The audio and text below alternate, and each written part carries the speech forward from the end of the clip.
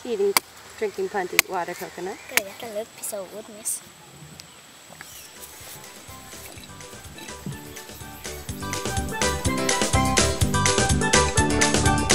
Ante wachele yaro hibele tanadu hoy kasagubu.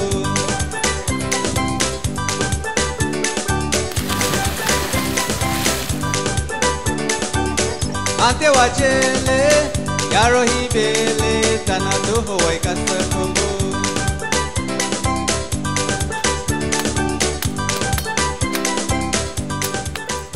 My name is Kristen Guthrie, and I'm a Peace Corps volunteer in my 20th month living in Guyana, South America, in a little village called Walna, which is right in the middle of nowhere, surrounded by jungle. The Walna Silver Queens is a group of women who came together that felt like they should empower themselves and they could change their lives and the lives of their family by taking a job or making a difference. So the idea for the bakery was their idea. They came to me and said, since 2007, we've been trying to put this together, this bakery that we think would be great for the community. And so they said, we think that people in our village would love to have bread. And I didn't think it was going to be possible because it's I don't know, how can you build a bakery? I think that this bakery will be able to empower women and like get them into jobs and be independent. They can able to work so they can able to help their families, because we have a lot of single parents, single women. Especially for a single parent family, it can help them support their kids, especially going to the North Secondary School. They can get enough money to send them.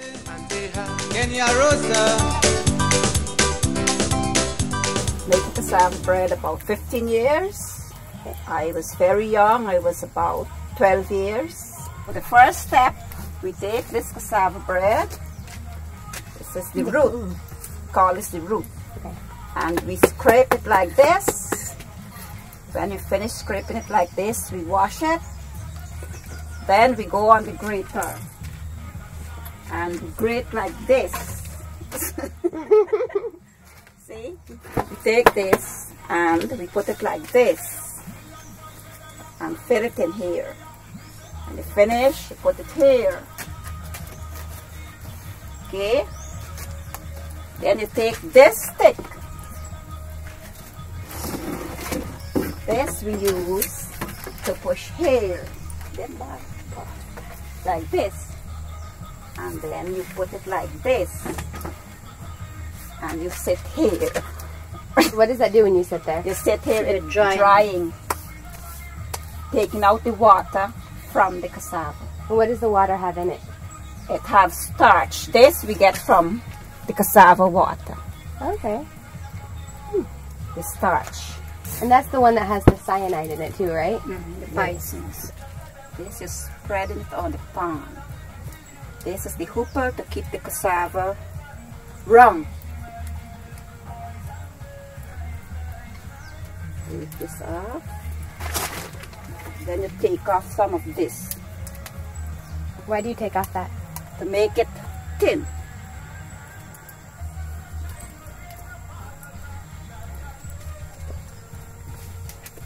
That makes it smooth? Make it smooth. I'm not a real pure Amerindian. Okay. I'm a mixed race. Piece of East Indian, Portuguese. My great-grandmother, she was a Spanish. And my grandfather, he had a piece of white in him. That's kind of like a Guyanese though, isn't it? Yeah, that's what I like. Because Guyanese, you find that they have all sorts of things in them. We're mixed too. That's how Americans are. Yeah. We're all kind of like from different cultures, all different mixes. That's really cool. How many of these will make into cassava bread? So like with this mini, how much cassava bread? About over 100 cakes. And where do you sell? To the shops. People buy from around through here. Yes. And why do you make cassava bread? To earn a little dollar. Well, I feel happy that the bakery will be opening here and everybody will be glad because then we'll have to go far to buy bread and so. We don't have any bakery in this region at least. And then how long we will eat Georgetown bread? When the boat comes in, like 2 days on the boat, We don't know how long it finished baking in the bakery. And then we eating a lot of stale bread. I didn't give up because since I joined the group in 2007, I went all out and then we didn't get in anywhere. But then we never give up. Until a day like today, we still ain't giving up. Guyanese women are very strong, but these women are just breaking gender stereotypes. And these women in leadership roles is definitely another part of this evolving Guyanese culture that you're seeing all over the place. It's traditionally women here are housewives. Being a housewife is amazing, but they're seeing that they can take care of their children and do all the things that they used to do, but they can also be these small business leaders that they never thought that they could be before. I became the chairperson of WONGNA on the 29th of February this year, 2012. At least as a chairperson for WONGNA, I'm really happy and overwhelmed to know that we have people who are interested to help us so that we can able to get a bakery in our community. So we're going to do it on our own. We're going to build it, we're going to paint it, we're going to dig the trenches, we're going to make everything ourselves. And then as more people found out about our bakery, the more people have gotten involved, which is really surprising. It started out as just a group of women, and it's become more of a community project, which is unreal, I guess. It's very exciting to see that happen. We're going to be doing a small business development class.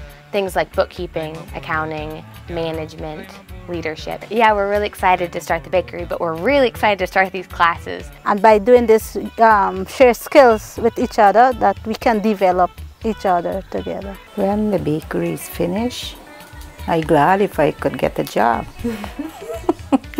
So I could earn for myself.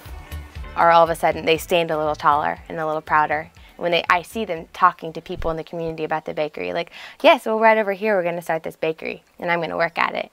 And how proud that makes them and how they've never been able to have that before in their lives. And it's amazing for me to see. And I see them talking to their daughters and saying, like, this is what this is what I'm doing. And their daughters to be inspired by their mothers. And I'm proud as a Guyanese that today in our community, WONGNA, right, Amerindian village, we can get a bakery.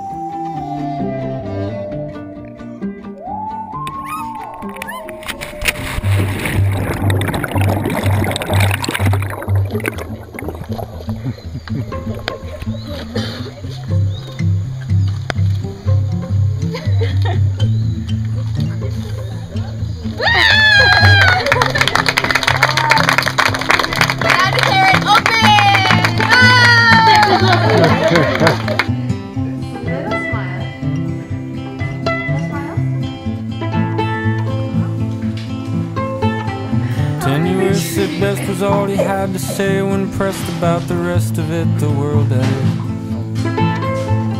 From Proto-Sanskrit Minoans to Proto-centric Lisboans, Greeks, Cypriots and Habasats who hang around and pulse a lot on.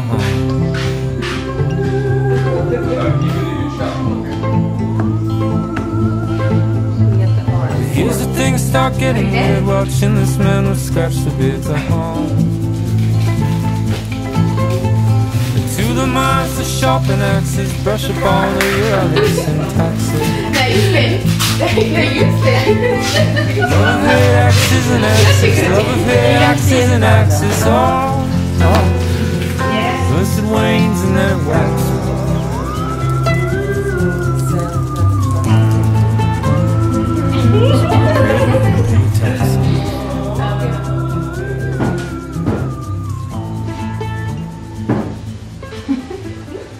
How is it?